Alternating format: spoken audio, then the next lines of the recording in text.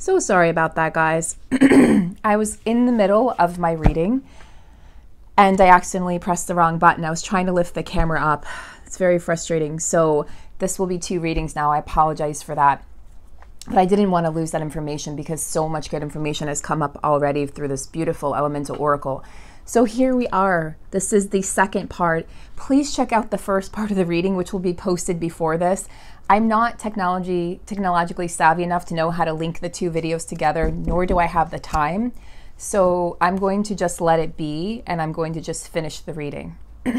So what I was saying was, I see the energy here of the water energy coming through, which is Pisces, Scorpio, Cancer energy. But this is interesting because we're in the sun sign of Scorpio, and we have this moon coming in tomorrow in the sign of Scorpio. So what I see coming through here is just this powerful scorpionic energy, this powerful Piscean and Cancerian energy coming through, and it's going to sort of mellow out the fiery energy of the pressure cooker. Okay, it's going to sort of pour some water on these flames that's going to cool everyone and everything down and allow us to see clearly, guys. We're building right now. We're transforming internally so that we can transform externally.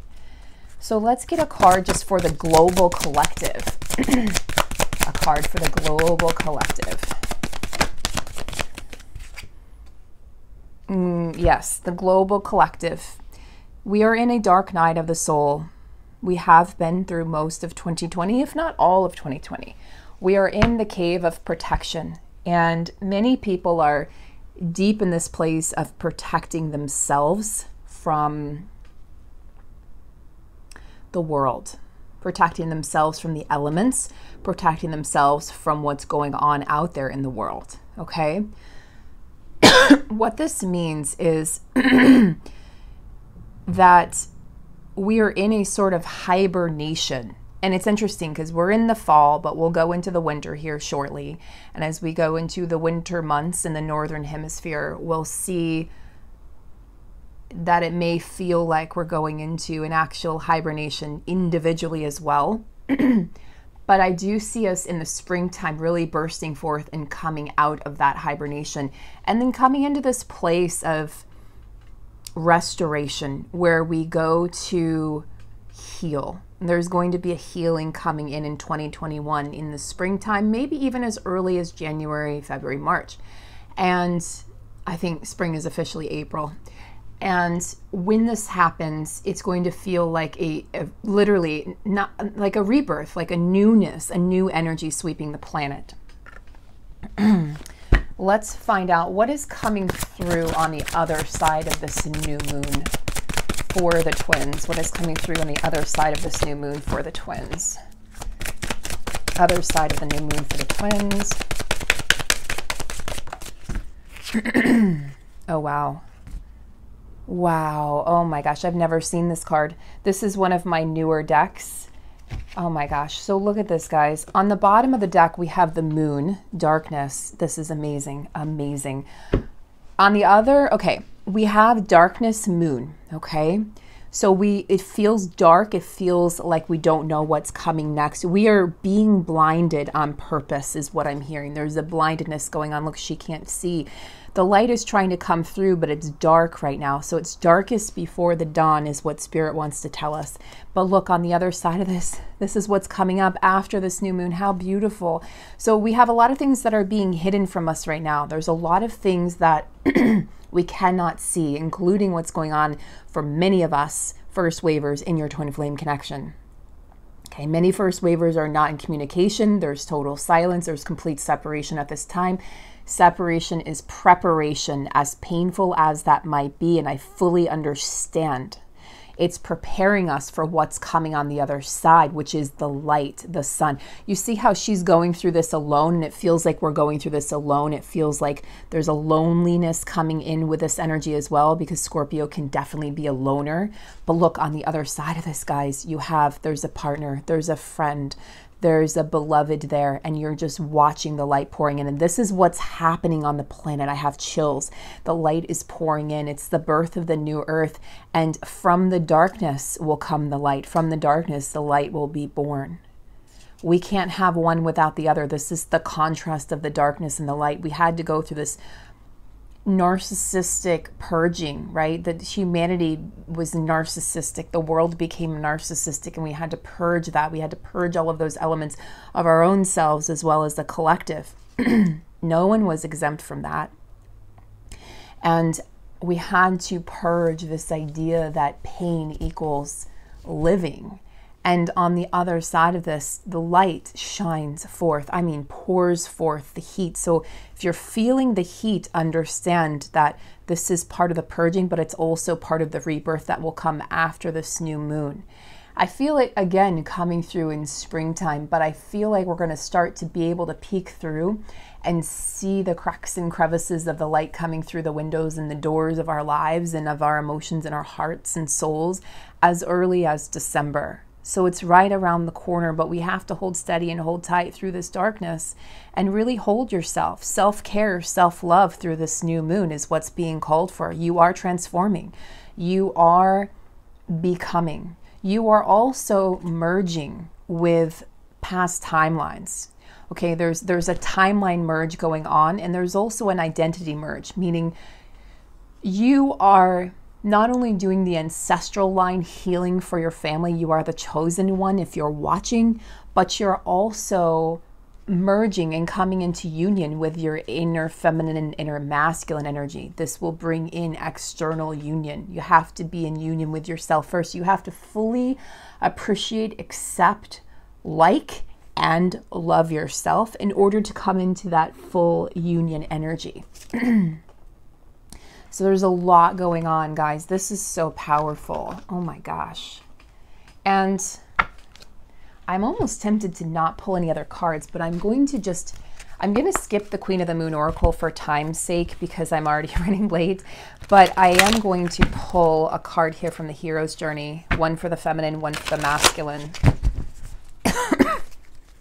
Guys, if you could send some healing Reiki, and if you guys are Reiki healers, or if you could send some to my throat chakra, that would be really appreciated at this time. It's really struggling through all of this. I would really appreciate it because I'd like to be able to do more readings for you.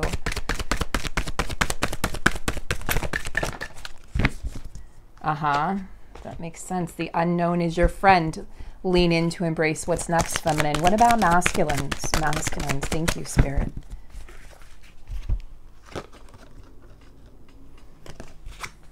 You hold the key to an awakened life. So beautiful. Set yourself free. This is so on point. I knew I felt the power coming through. I knew I had to squeeze in a reading here. Okay, so feminines, the unknown is your friend. Lean in to embrace what's next. This is all about embracing the darkness. This is all about understanding that after the darkness comes the light. This is about embracing all aspects of yourself. The parts you love, the parts you loathe, okay? Learning that all of it is you. Good, bad, whatever the label is, dark, light, here, there, whatever you've labeled, it's all aspects of yourself, bringing it all in. Look, the black roses, the white roses, this is bringing it all in to be accepted by you, to come into a full acceptance of self-love. I'm going to look in the book because this is a very thorough deck here, and there's some really incredible words here in the guidebook. Stand on the shore of what you think you know and feel the unfamiliar enticing you forward. Up ahead, just over the horizon, there is a glimmer of foreign territory. Be filled with a spirit of adventure and inspired to let go of the familiar. Turn within and connect with what you want to carry with you. Take only that which is most essential. Aware that life is on your side and the unknown is your friend. Hear the calling, muster the courage, and go for it. It's about leaping into the wild divine, the wild unknown feminine. Masculines, you hold the key to an awakened life. Set yourself free. You can see the masculine energy. Look, the pressure cooker, okay? And from the pressure cooker, they are just exhausted. They're exhausted, and they just want to drop to their knees at this time. So where the feminine is in, this is the crossing the threshold stage. The masculine, I know from a 3D standpoint, it might not look like it. The masculine's actually at an accelerated pace right now on the journey. He's at stage 10, the journey back. This is a journey back home, okay? Now, he has to understand that he has these dreams of the way he wants his life to be. What the masculine energy needs to understand is that those can all come to fruition. They can all be real. He can bring those all into his reality. It doesn't have to just be a dream. I feel like the masculine's feeling very unworthy at this time, which is leading to him being angry at the feminine, angry for awakening these parts of him because he feels like he can't find her. He can't make his way back to her. He feels lost. He feels abandoned. He feels unworthy. He feels neglected by her. He feels rejected. And so many masculines will be sort of projecting that or mirroring that back to the feminine. So the feminine then feels those things. But the masculine's like, the feminine awakened this dream in him of this. She is the most succulent, divine, incredible partner he could ever wish for. And he's having a hard time realizing that it's real and you're real and that this could all actually be real. Like, he doesn't see the way to get back to you. He can't see the forest through the trees. He can't see the path back to the feminine. So he just feels like, why don't I just lay down and just try to forget it all? So many masculines have tried to forget the feminine this year.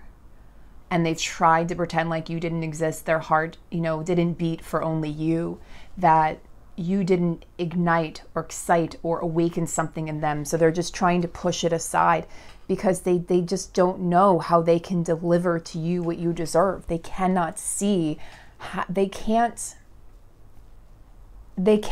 see the steps they need to take to make this dream of being with you a reality. Okay?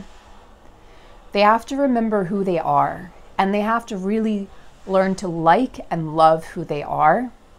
And the masculines are waking up. I know I've said they were awake, but I think some of them chose to go back to sleep temporarily.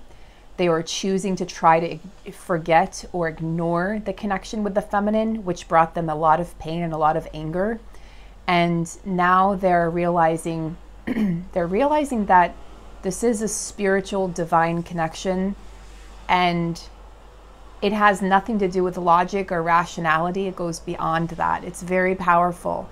And that the blessings of this divine connection are what's pulling them in. The blessings, the magnetism they feel to you. So they're working their way back to the feminine. So let's pull, where did I put the cards? One card for, these are so powerful. Feminine's embracing the unknown, and the masculines realizing that they hold the key, to this connection right now. The feminine has done all he or she can to awaken the masculine, to guide them. And now the feminine has got to totally surrender, and the masculine has to be the one to take the action to step forward. I'm not advising any action from the feminine at this time. Use your own guidance as well. You have your own guides. You're very powerful beings. But I wouldn't advise that at this particular moment, feminines. Look at this. So I asked for union energy. We've got the sun twice. The sun is one of the most positive cards in the arcana, okay, in the tarot deck. I know these aren't tarot decks. I'm using oracle cards. But the sun is powerful. The sun is, it's saying there is going to be a dawn on a new day. One with the sun be the light. So both, out of the darkness comes the light. I said that before. Out of the darkness comes the light. So both feminine and masculine. The masculine has to wake up from his slumber, okay? He went back into a slumber. The masculine has to realize, I am the light. I hold the light. I don't have to seek it outside of myself. Yes. So the masculines were using the feminine's light in order to sort of inspire them, in order to incite action in their own lives. But then the feminine sort of snuffed out the light and walked away, and the masculine realizes, I have to actually be my own light. So the masculine, the anger the masculine feels at the feminine is for walking away and taking away her light. But she had to do that so that the masculine could create his own warmth and his own light in his own life. He had to find his own flashlight, so to speak. So the light, be the light. I mean, that's such a simple message. And for the feminine, embracing the unknown, okay, and coming back from this place of division of humanity and bringing this place of unitedness. What the feminine is realizing here is that she can shine the light in her own darkness, in her own dark night of the soul, because feminines, you are going through a dark night of the soul. The feminines are going through a dark night of the soul as part of the transmutation for the masculines to help them wake back up from this temporary slumber, okay?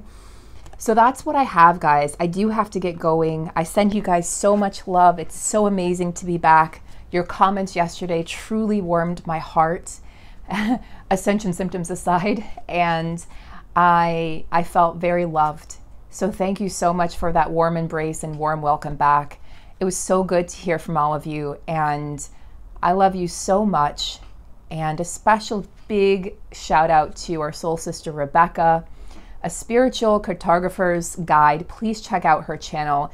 She was kind enough to gift me with a personal reading as a birthday gift, and it was very incredible. She's very gifted, so I can absolutely recommend her channel to you. She's very tuned in with the spiritual world, with the divine, and she's tuned in with herself and her own heart. So thank you so much, Rebecca. That was a beautiful reading, and it gave me so much hope. I love you all, and I'll see you soon. Goodbye.